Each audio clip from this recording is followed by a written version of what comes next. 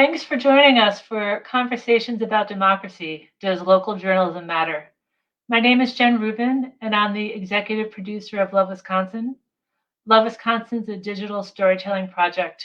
We believe stories can break down barriers between us, inspire us all to get involved in our communities, and give us the opportunity to learn through other people's experiences. This past week, we shared stories from 5 journalists from different corners of the state. Each one covers local issues. And through their stories, we learned how local newspapers are keeping watch over what's happening in our communities, how newspapers are adapting to the digital age, and how journalists interact with the public to create productive dialogue on important issues.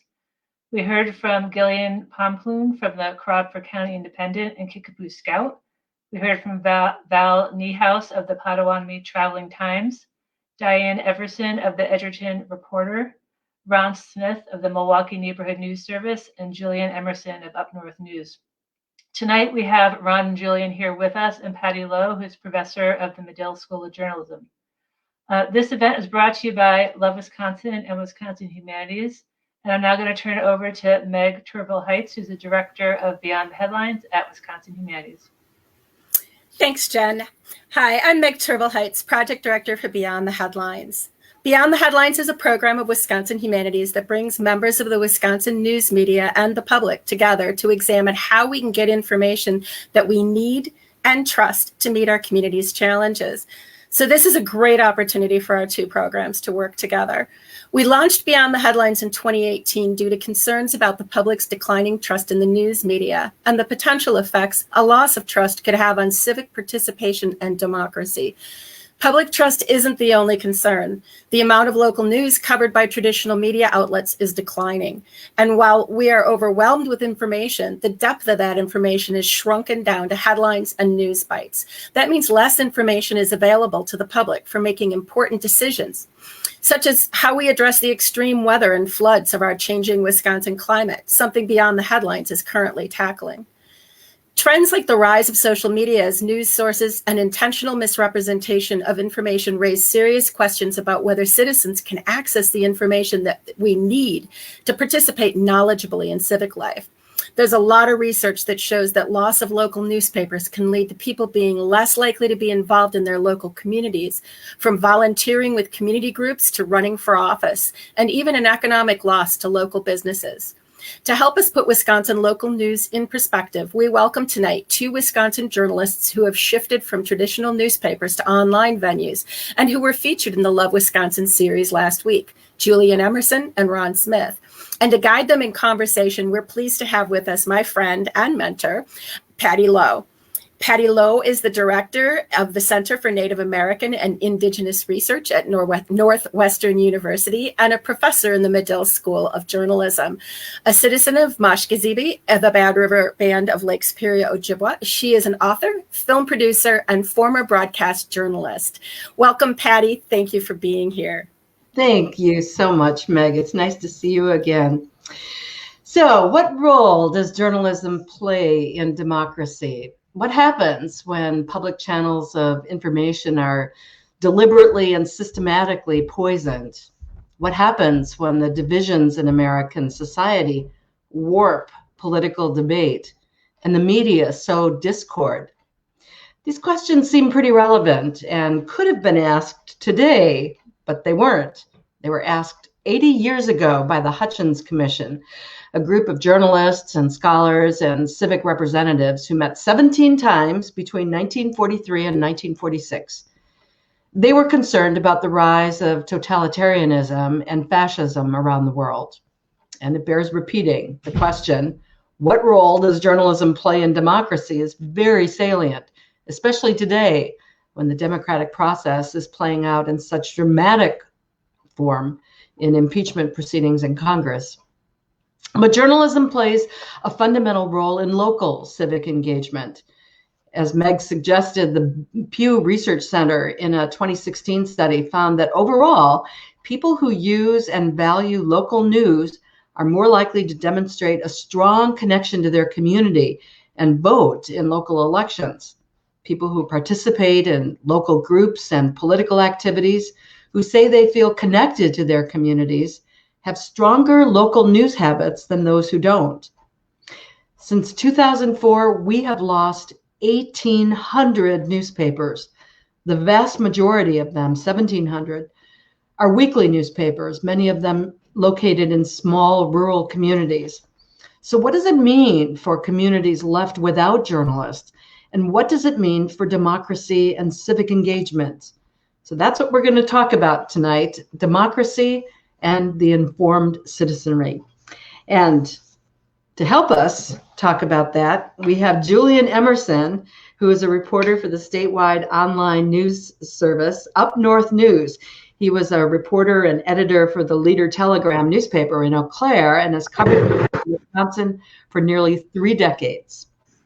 And we have Ron Smith, an instructor in the Department of Journalism and Media Studies at Marquette University's Diedrich College of Communication. And he's the editor and program director for the award-winning Milwaukee Neighborhood News Service, a nonprofit that provides evidence-based journalism coverage of Milwaukee's communities of color. And Ron, maybe we can start with you before we get into talking about local news and democracy. Can you talk a little bit about your own path in journalism and what made you want to become a journalism and how you got from that point to where you are today? Absolutely. It's an honor to be here, and I'm thankful for everyone who invited me and for the good work that Love Wisconsin is doing all year long. So I was a nosy child, the one who asked the inappropriate questions. Why does she have a mustache? Why does his breath stink? Just things that were completely inappropriate. And my mom would say, child, you're either going to be an FBI agent or a journalist. And so I ended up, I'm not sure if I chose journalism, but journalism chose me. And I think the definitive part for me, what happened was I was working in Chicago, where I'm from, at a paper called New Expression. And New Expression was a citywide teen publication put out, written by and for Chicago teenagers, came out once a month and had a 70,000 circulation. It was run by a crusty nun, Sister Ann Hines, who suffered no fools. One day, while downtown, and it almost seems kind of eerie, but there was, guess what, a public school strike. And Ann wanted someone from New Expression to go ask the mayor what he was going to do to make sure that the kids in Chicago were being engaged while this was going on. The mayor at the time was Harold Washington, the first African-American mayor of Chicago. So I went to the press conference in my little suit. I'm standing next to the Sun-Times and the Chicago Tribune. And I asked Mayor Washington a question. I said, Mayor Washington, how does it feel to be the first Black mayor of Chicago? And he kind of chuckled and gave me an answer. Went back to the office at New Expression and told Ann what happened. And Ann said, Ron, he's been Black and mayor for 2 years now.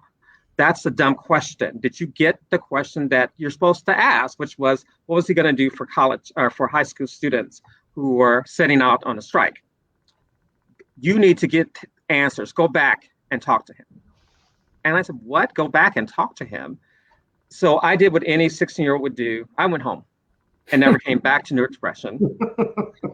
So one day, my mom's on the phone with Sister Ann. Now, she let us call her Ann, but all of a sudden, when she wanted something, she was Sister Ann. And Sister Ann said that I needed to get my butt back to New Expression to get these questions answered. And so I ended up really calling the mayor from, this was before cell phones. So from the cafeteria, from the guidance counselor, from home, I must have left 15 or 16 messages. And one night, about 10 p.m. on a Friday, he called me back and I got my answer. And if you're 16 years old and you can get the mayor to call you back, I was hooked on making people accountable. So that's kind of how I got started. Julian, what is your path to Up North News? I don't know if I can top that story, Ron. So as a young child, I really loved to read. And I, for whatever reason, was fascinated with Sports Illustrated. And I would just consume and seemingly memorize all kinds of sports facts and I was just very intrigued by sports. And so I liked to write. And so from a pretty early age, I started thinking that I wanted to be a sports reporter. And I didn't just want to tell, like, as I got older, I thought I don't just want to tell kind of, the general game box score stories. I want to kind of do the big, interesting personality profiles, like what really makes this athlete tick? What's their life story? How did they get to that point? And then I took all the English classes, and while higher level math was always a struggle for me, like, writing is always work, right? But it came more naturally than some of the other things for me. And so when I went away to college, I decided I was either going to be a teacher or I was going to be a journalist. And I took a lot of classes in both, and then ultimately decided to be a journalist, but was still with the idea of being a sports writer. And then kind of late in my journalism career, when I was writing for the UW Eau Claire, the student newspaper, The Spectator, I was covering a meeting that involved the chancellor, and it's been a long time, and I don't remember exactly the topic, but I remember there was a little bit of controversy, and he wasn't really answering the questions. He just gave a statement and then was going to leave. I asked some people what way he normally left the room, and then I left the room and went around to the back door where he would leave, and then when he left it, I was waiting there to badger him. And I asked him the questions. He said, well, at first he didn't want to talk. And then he said, okay, I kept pestering him. So he finally said, okay, just follow me as I walk back to my office to the administration building, I'll talk with you. So the other local media from Eau Claire it was a big enough event that they were covering it too, not just the student newspaper, but they hadn't gotten to get this angle. They hadn't scoped it out and hadn't figured out how to talk to him afterwards. So I ended up getting a scoop. I don't even know how big a deal it was. I can't even tell you, and it probably wasn't a giant deal, but I remember, to me, that was the greatest feeling ever, that I was able to outfox the local media, who were, professional media people, and figure out how to get to talk to him and get the answer from him that no one else got. And then all of a sudden, I think from then on, I was kind of hooked on just doing, news and not sports. I never would have foreseen that. But just that one instance, I think it was such like an emotional high for me that I just knew that's what I wanted to do. And so then I just went on to work from there. But that was really like a key moment for me, I think. And I didn't even realize it at the time, but looking back, I realize it. That was that moment. We often talk about local newspapers being a mirror that reflect the local culture. What is that connection? How do they hold up what's unique about their community? Ron, you want to field that one? Sure. I think that local newspapers and the journalists who work at these wonderful places, they're part of the community. So I feel like they are the glue that connects the community to what they need to know. We often say that information is power. So if information is power, then power belongs to the people. And I think that local newsrooms all things local. And I think that they serve as the bridge to letting neighbors know what their neighbors are doing, what they should know, what they want to know, what they need to know. And as you suggested early on in the conversation, with so many local newsrooms kind of shrinking or falling down, it becomes, we feel like, it's a precarious moment in journalism and really in democracy, because that's what we're talking about, democracy. Because if you don't know what's going on, you can't be civically engaged. But also, let's be clear. So I work at the Milwaukee Neighborhood News Service, and we are a news service that covers central city residents of Milwaukee, 18 low-income neighborhoods, mainly African-American and Latino. And, even on a local stage, people would call my audience marginalized. And I really hate that word, marginalized, because it puts responsibility on the people who have been ignored, right? They know they're marginalized by media, by politicians. It is really about being misrepresented. And I think, the importance of journalism is about representation. And for too long, even on a local level, there were communities that were left out. And so I think it's really important, as we have this national racial reckoning that we've been having, or it seems like we have, every episode, whether it's going to be a movement or is it going to be a moment, I don't know. But I do think now is the time to really think about like the news that we get, how we get it, and how we can support it. Yeah, that really resonates with me because Native American communities that I work with are constantly complaining that they don't want to see poverty porn in local news coverage. They want stories covered that investigate injustice. I mean, certainly there's enough of that, but they haven't survived on being victims and on generational trauma. They have survived because of generational innovation and joy and creativity. And they want to see those stories too. Julian, you cover Northern Wisconsin. Talk about what makes the communities you cover unique and what kind of stories are they interested in reading? That's a really good question. I'm most familiar, of course, with Eau Claire and with the Chippewa Valley, the area around Eau Claire. Before I was hired full time at the Leader Telegram, I was a freelance journalist for 2.5 years, and I wrote for basically anybody who would buy my stories. So I wrote stories for not only the Eau Claire paper, but the La Crosse paper. Madison bought some. The Journal Sentinel actually ended up buying a decent number of my stories. But I really covered like Northwest Wisconsin regionally for them. And I've, just because I've lived here so long, I've gotten to know the area somewhat.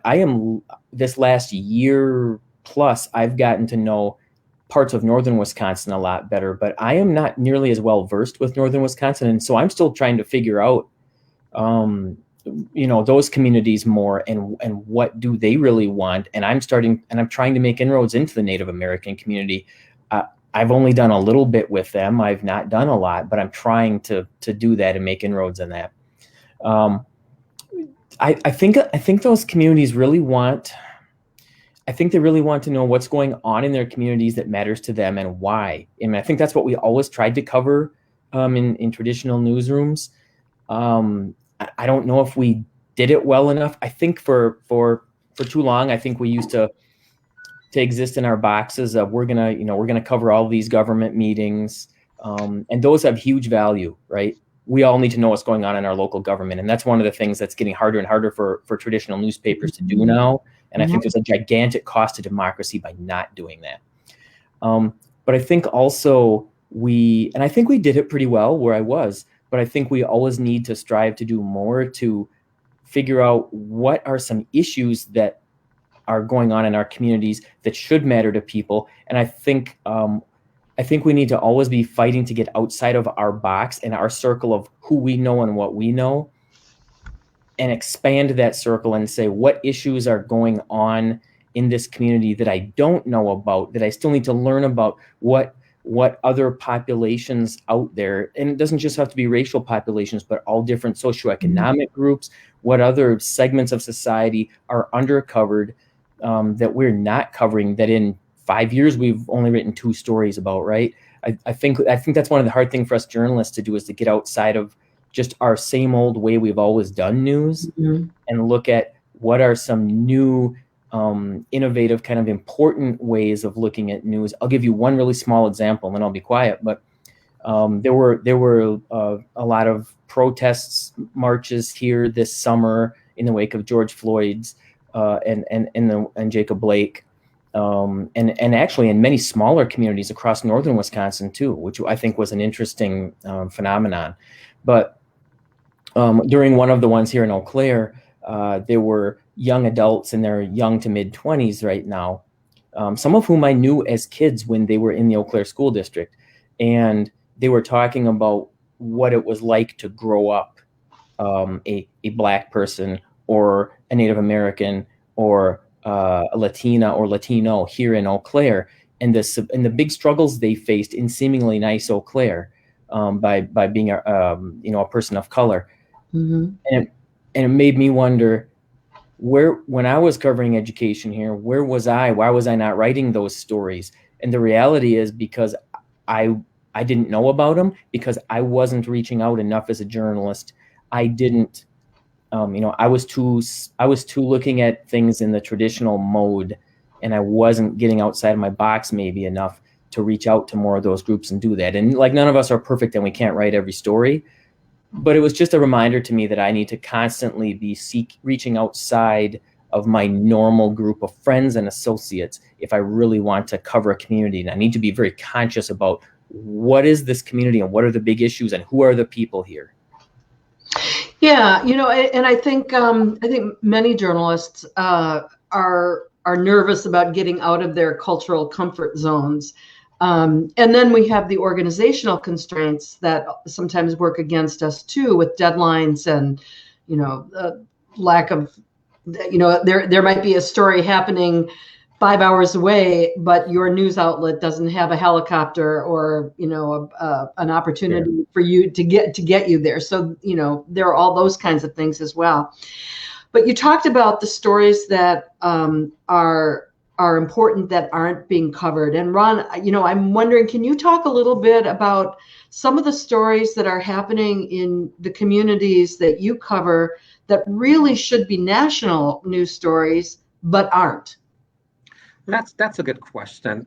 I like to frame it a little bit differently. I think that I always look at our newsroom in particular. We exist because other newsrooms were not covering these communities. And often in journalism, we are taught to come in and paint communities in terms of conflict, particularly if it's people of color, right? So they come in, other media outlets, they come into our neighborhoods if there's a drug deal that goes wrong, or if there's a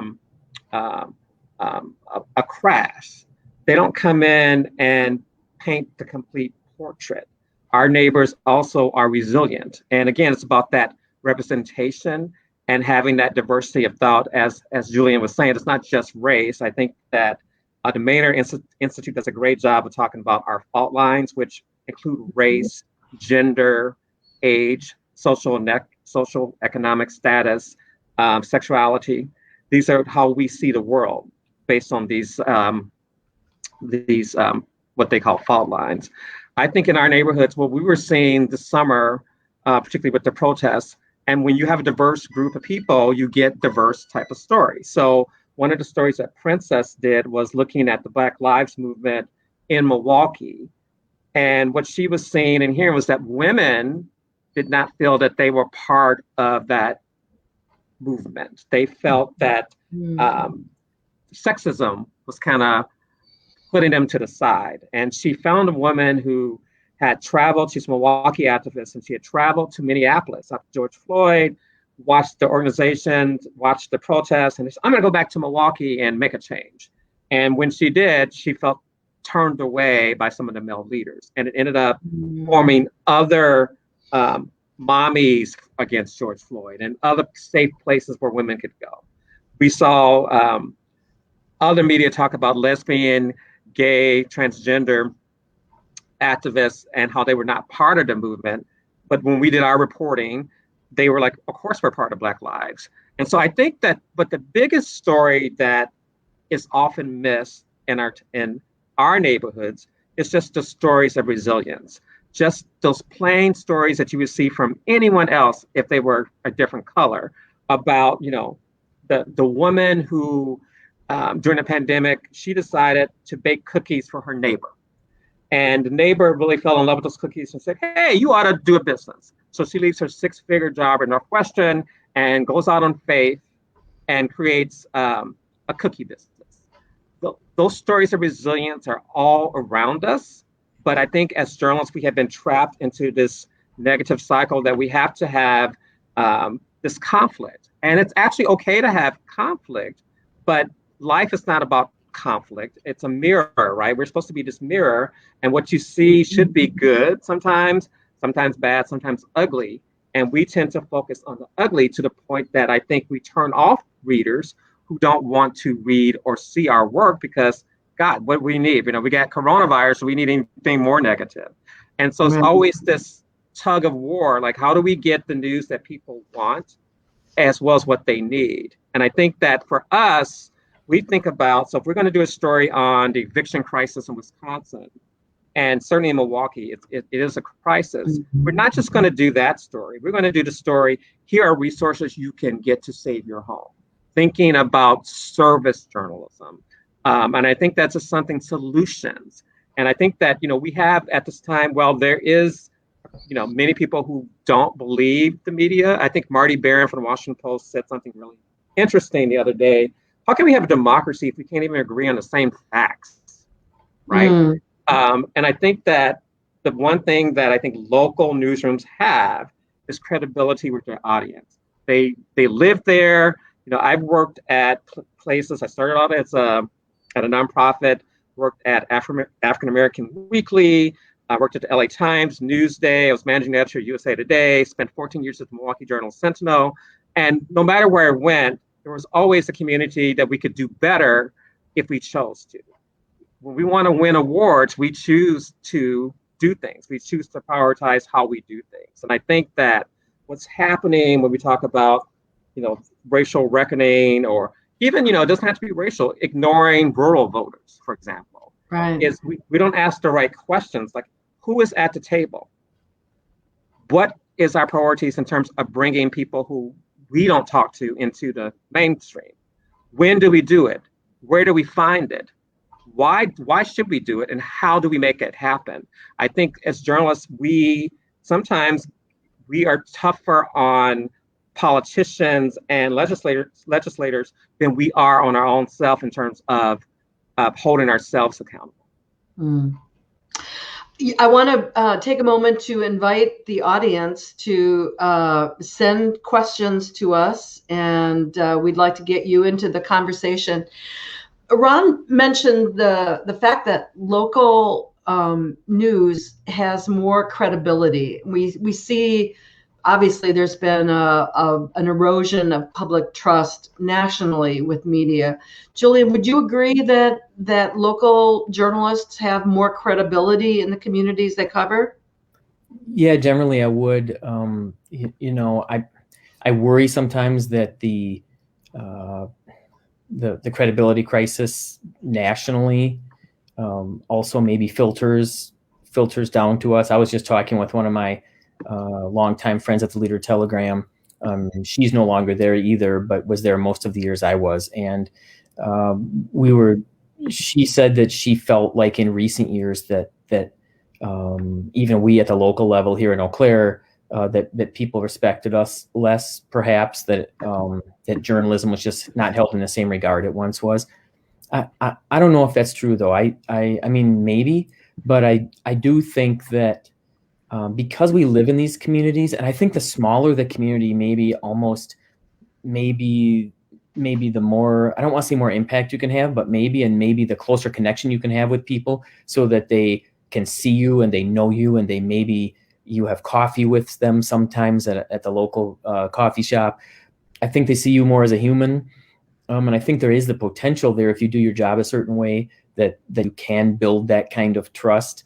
And it's something we have to earn too. We have to do our job in a certain way, because whether it's in Milwaukee or Eau Claire or Chicago or New York City, readers are pretty discerning, and they do care about the kind of news that they're getting. And they want it to be, of a certain quality, and they want to feel like it's honest, like it reflects their community, and they want to feel like they're getting the facts. But so I do think there's the opportunity as a local journalist for multiple reasons to build great trust with your readers, and especially if you stay there for a long time.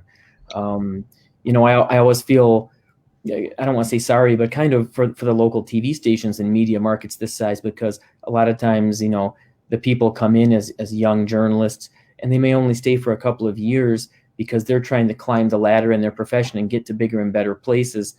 That certainly happens in the newspaper world too, but maybe we're an anomaly, or maybe it's more this way in print media. But we had at the Leader Telegram, we were lucky to have a lot of people stay for a long time, and build deep ties in the community and build knowledge of the community. And when something happens, you have these relationships with people and you know who to call. And if you have good relationships with them, they're going to call you back right away. There's just a lot of strength in that. I think that's what you can do maybe more easily at a local level. Even in a city like the size of Milwaukee, I'm sure you can do that too. So I think there is that. Yes, I think you can build credibility at the local level still, but you also have to make sure not to lose it. You have to do your job in a certain way. That I think that's some really important insight that you've just shared with us. And I really think it speaks to the fact that your local community has more trust in you, maybe because you see them as multidimensional and don't focus on just the conflict, as Ron described for us earlier. I think we're ready for an audience question, and I think I'm going to see it pop up on my screen, or maybe not, in which case, while we're waiting for that, I have another question for you. Okay. Okay. We do have a question from the audience. What do you wish more people understood about journalism? Oh, that's a good question. Oh, wow. Julian, you want to start with that?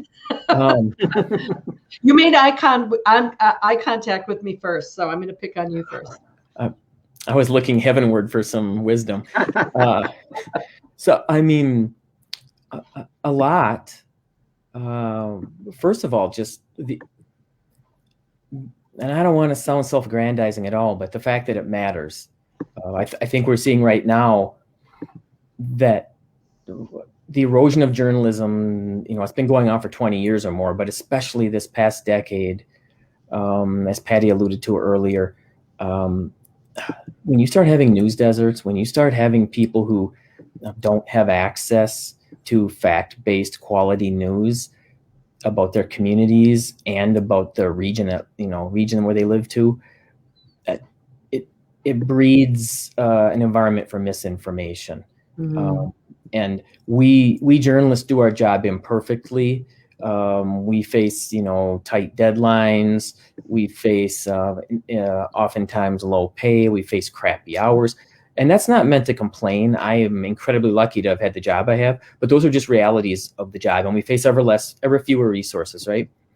But so we're not perfect at it, but man, the work that local journalists do and the work they do covering local government meetings and reporting on those and letting people know what's going on and doing our best to try and inform our communities that we cover in a meaningful way about important issues is so important to just this fabric of democracy. And that has really frayed in recent years. It used to be up and down my block, almost everybody got the newspaper. Mm-hmm. Now I'm one of a small number who still get it delivered every day. And I know not most of those people are reading it online either. So I really worry about where is everybody getting their information, at least about their local community. I know there are a million places to get information, but where are you getting that insightful information about your local community if it's not through your local either newspaper or news outlets? I'm glad you mentioned that, because the irony is that we are bombarded with information. You can go online and you can find just tons of news about everything. But yet we see, fewer and fewer stories about the place where we live, the neighbors that we should be connecting to, the local politicians that we need to understand, so we can make intelligent voting decisions. Ron,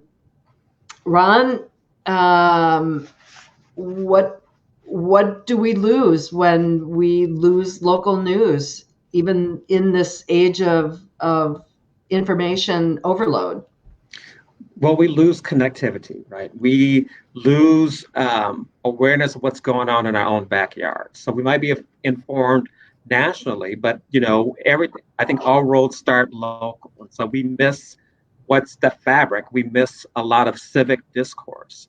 I would say, I agree with what Julian's saying and what you've been saying too, Patty, but not everything is bleak. We have seen in the nonprofit area, 310 newsrooms now belong to the Institute for Nonprofit News.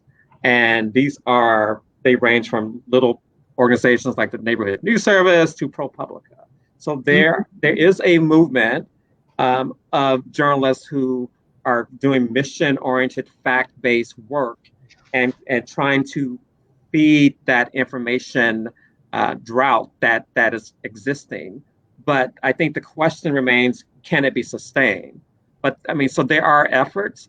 And I think that, backing Julian up, I think people need to know that journalists don't come in really to make a lot of money, right? We do it because we feel it's our mission to inform people of what's going on. It's our mission to provide context, to illuminate. And so it's something that, for many of us, it's a ministry, and we take it very seriously. And sometimes I think we could I know we can do a better job of explaining how we do our work. Yeah. I think we can do always a better job of forging relationships. But at the end of the day, journalism is about relationships with our readers. Mm-hmm. And the best relationships are when you can see the people who you serve. And I think that's what's missing when local news is not supported, or when local news is allowed to just go under. When I worked for 35 years in local television news, and sometime in the 90s, there was this consolidation of television stations, and I think the FCC regulations. There was a new media bill that was passed, and a lot of the rules about owners not owning multiple media in the same market, that kind of went by the wayside. And I noticed that in this era of consolidation, we started getting these video news pre-packages, Eye on Money, Eye on Health. And it reminded me of a caste system where you never saw stories in Eye on Your Money. What you saw was stories about Roth IRAs and educational EdVest type stories. You never saw stories about what to do when the sheriff put an eviction notice on your front door, or, what to do, how to navigate Section 8 housing. So it was definitely geared toward a certain consumer audience that was more well-heeled, shall we say. And, I saw this trend in local television news, and I'm wondering, what were the effects of consolidation in the print world? Well, I think it was the same thing, Patty. We saw, in the 90s, these rise of these special sections, right? Always suburban. Every Sunday, the Journal Sentinel, Chicago Tribune, Washington Post, LA Times, you could kill a cat with the paper. We don't want to, advocate for that. But now, the Sunday paper, you could barely kill a flea. But you did see these targeted products geared at affluent audiences to make money. Now, it wasn't based on a news decision, right? It was based on a financial decision. Like, here's this audience that's really affluent. So my audience is low income, 18 low income neighborhoods. We do have a sizable amount of people who subscribe to our newsletter, which is free, who are, some of the city's, elites. But I think what was missing is that, we intentionally ignored and misrepresented audiences, and they were mainly poor. They mainly were people of color. And now, with when we talk about diversity and how the U.S. is becoming browner, so you've already lost an audience that you could probably have had we been more thoughtful and careful. And, so now you see these, papers as big as the LA Times issuing, apologies for their role and really reproducing racism. And when we talk about credibility and trust, we sometimes ignore the ethnic press that's out there, that's been there forever, kind of doing, holding power to account and are credible messengers for these audiences. So I do think that newspapers have seen that. And certainly now we've seen, it's really three big companies, Gannett, McClatchy, and others, Tribune, and they all, Gannett now has, 280 papers. And, and each time the company buys something, it's always cutting, right? Cut. They're seldom adding to a newsroom. And I think as a journalist, I'm grateful to be in this sphere now because I would rather serve community stakeholders than corporate shareholders. Yeah. This is a perfect segue into our next audience question from a longtime news person. Julian, with small staff and limited time, how do you prioritize what you cover and how do you get input from your readers? Great question. In terms of prioritization, like where I work, we try and cover the state with 5 people, right? So we're always prioritizing. We would like to do millions of things, and we're in the process right now of figuring out, do we do like we did last year when we were a startup, literally for our first year, and tried to build something from nothing, and do we were just a traditional print newsroom, right? And we would do as many as 8 stories a day, 1,200 or 1,500 or more word stories, just with really 3 of us writing them, sometimes 4. And it was a meat grinder. It was a lot, and we were able to build audience, and I think we did really good work. But now we're looking at how do we sustain that while trying to attract new audience and trying to be smarter and more active on social media, doing Instagram reels. How do we use Facebook more effectively? How do we reach different audiences who maybe we're not reaching before? All stuff that makes my old print journalist head spin and hurt, but all thoughtful questions to be asking in this ever evolving new news world, I guess. So anyway, we just use the same standards we always used, I think, in terms of prioritizing stories, like what stories are having the biggest impact. A lot of them are political policy stories. Some of my colleagues write the actual politics stuff. I focus more on what is the impact of some of those policy on people. How are federal policies and state actions impacting, for example, farmers across the state of Wisconsin who have been declaring bankruptcy at record rates, the highest rate in the nation in recent years. Those kinds of stories, trying to show how this impacts real people. What we have, whenever the evictions protection expires at some point, we're going to have a looming eviction crisis and we already have an affordable housing crisis. And we have huge homeless numbers. And what is that? How do those factors all come together? And what are we looking at when, as COVID starts to hopefully disappear, but then those protections go away for renters? Those kinds of stories, so we're trying to do impactful stories on folks. In terms of reader, a lot of it, we should probably formalize our process better for reader feedback or reader submissions. We do get contacted, and I'm heartened by this, I don't know what a big number of readers is, but we get a lot of readers suggesting stories to us, reaching out either via email or some of the people I've gotten to know across northern Wisconsin and here in western Wisconsin, who just reach out to me and say, hey, did you know this was going on? You should look into it. And there are always way more stories, especially because I'm covering a much bigger region now, where I used to just get to focus on, let's say, the Eau Claire schools, the education beat largely. Now I'm covering northern and western Wisconsin, a whole bunch of topics, right?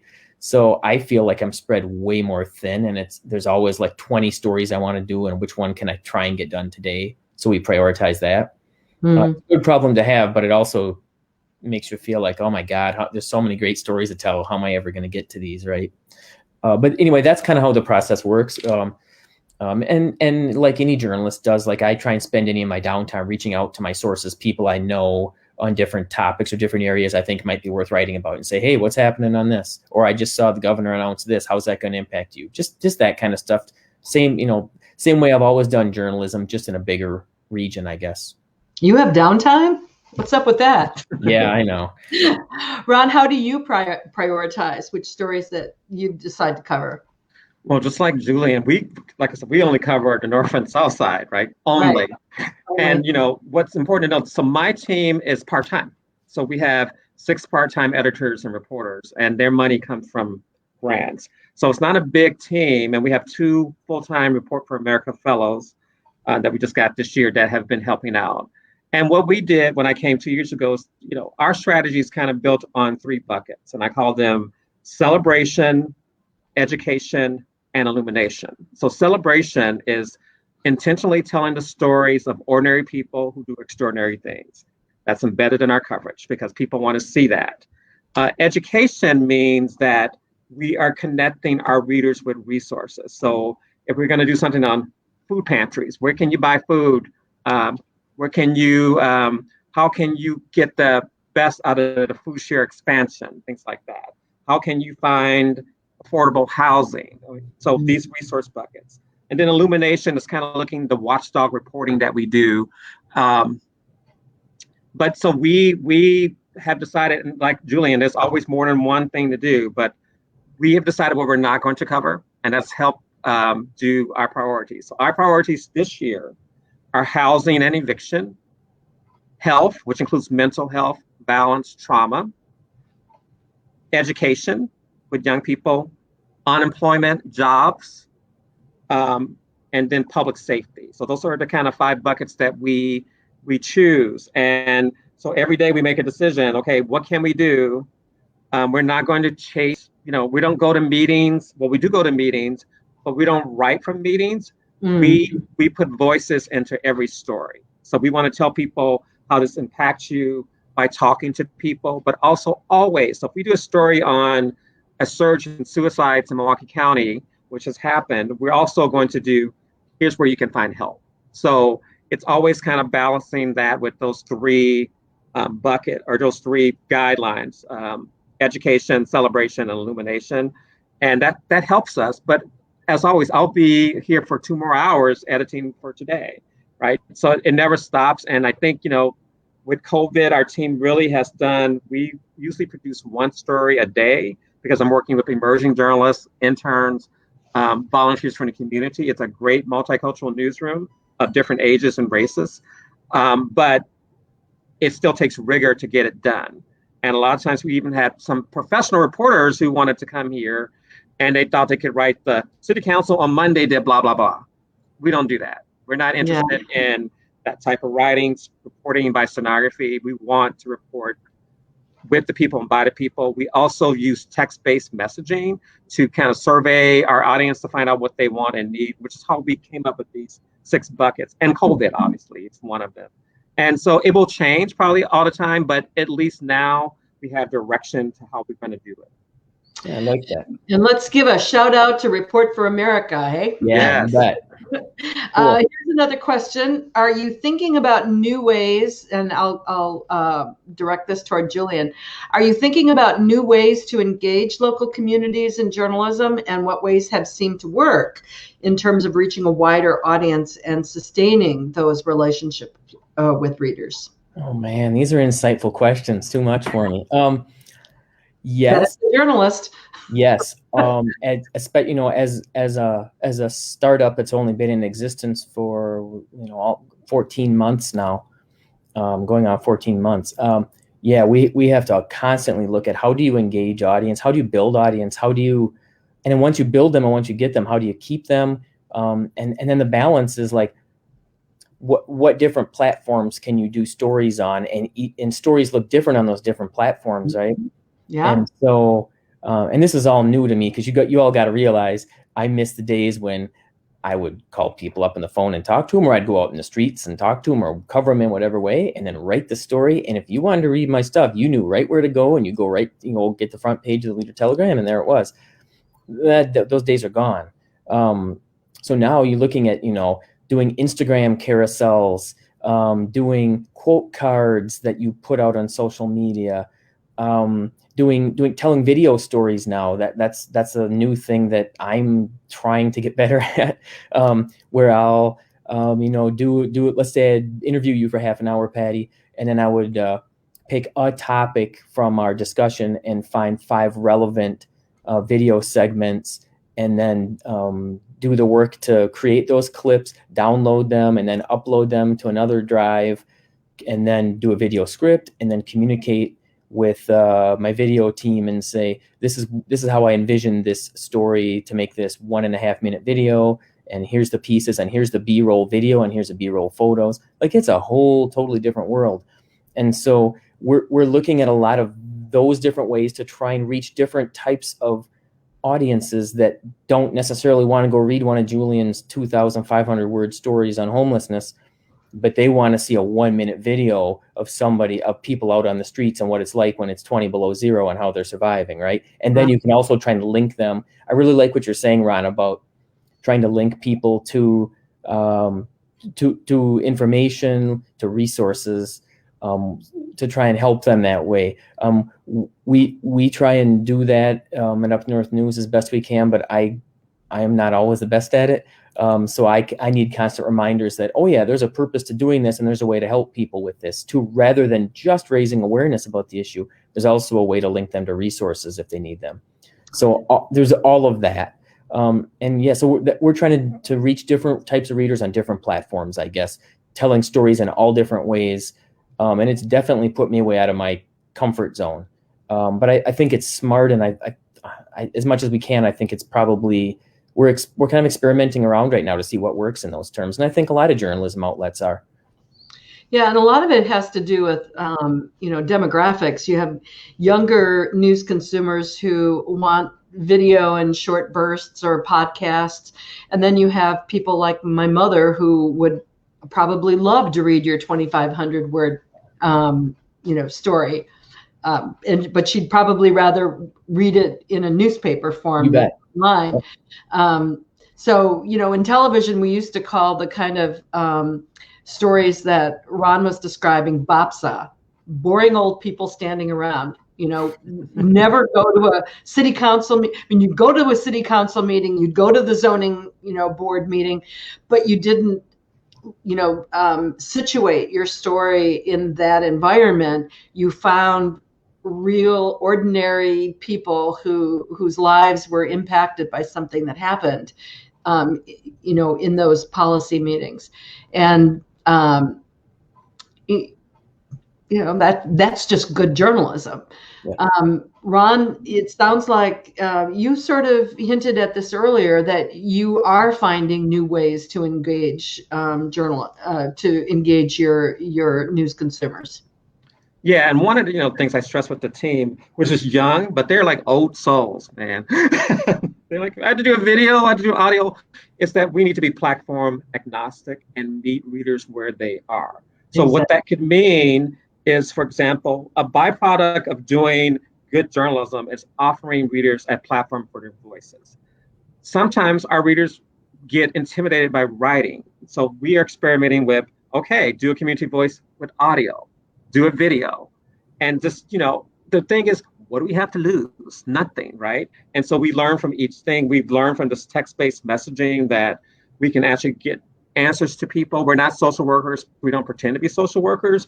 But as we develop these resource lists, we can, if it's food insecurity, we have the people who express interest in that topic, and we can say, hey, did you know the Hunger Task Force is doing this today in a text? And they appreciate that engagement. And so I think that we all can figure out how to engage. It's always like, how do you embed that into your work process? That's what Julian's talking about. It's hard enough to do journalism just by itself, but it's really exciting, I think, to have these areas of technology that you can use to inform and also empower people. And I think that's really exciting.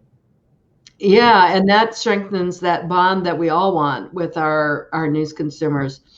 Okay, I think this is going to be our last question. And it's actually a good one because it kind of brings us full circle. Are we as divided as we fear we are?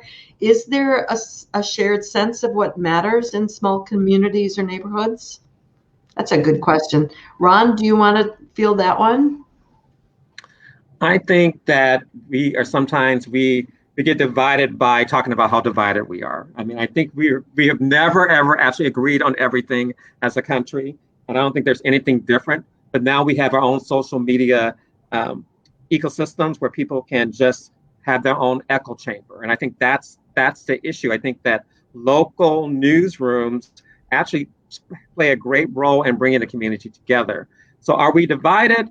Sometimes, but I don't think it's as bleak as we think it is. I think that we can use social media for good. There are ways that if we're covering things, say alcohol abuse, you can create a Facebook page. There are ways that we can unite. And I just think that as journalists, we have to be smarter about how we engage, what we do, and also just kind of like the power of collaboration. I know that our videos are not that great, but I know that our friends at Spectrum do a great job. So why don't we collaborate on a story? Maybe 3 years ago, we wouldn't have thought about that. But now we are because everyone has fewer resources. So I think it's really about thinking about how you can be innovative and creative and still inform and empower people. You know, at the risk of sounding overly optimistic, I'm wondering if local news can really take a leadership role in this, because when you live in a community, it's much more difficult to be uncivil, I think, because you're going to see them at the grocery store, and you know, you're going to see them at the local coffee shop and filling your car with gas. And I think that when you live in a small community or a neighborhood, it just doesn't lend itself well to being as strident and as uncivil as we see the national discourse be sometimes. I don't know. I Julian, think you're right. Go ahead, Julian. I'm just going to let Julian, we only have 2 minutes here. So I'm thinking that maybe you can leave us with some words of wisdom. Oh my God, the pressure. I like that approach, Ron. And Patty, I like what you're saying. There definitely are hard feelings. There definitely is divisiveness. I've seen it expressed more openly, and in more harsh ways the last couple of years than I had seen it previously. But I don't think it has to be completely divided. We've always been divided somewhat. You're right, Ron. And I think a lot of it's an approach. And I think instead of focusing, it's really easy to focus on our dividedness, and it's really easy to just focus on our Facebook feeds that are just all of our people of like mind and like thought, or we can either watch Fox News or MSNBC. I think we should look for ways where we can come together. There are a lot of issues in our communities that impact all of us. COVID is one. It doesn't really care what political party or what ideology you might have. You're going to get infected and maybe die regardless. There are a lot of other issues that what we've discussed tonight: affordable housing, evictions, jobs, like good paid jobs, environmental issues that impact all of us. Mm-hmm. That we can have differing views on them, but I think it's incumbent upon us to start to say, hey, this impacts all of us. Let's sit down at the table at least and start to discuss some of these things so we can maybe work towards some solutions. It's going to be hard, and there's going to be hard feelings, all of that. But I'd like to think we're capable of that as a society. Yeah. And I think maybe news can help lead the way. I think strong editorials and I think thoughtful stories can help lead that way and maybe help bridge the gap. Yeah, and I think solution journalism is one of those paths forward. Gentlemen, thank you so much. Ron from Milwaukee Neighborhood News Service, and Julian Emerson from Up North News. Thank you so much. I really enjoyed being part of this conversation, and thank you. And I'm going to turn it back over to Jen Rubin now at Love Wisconsin.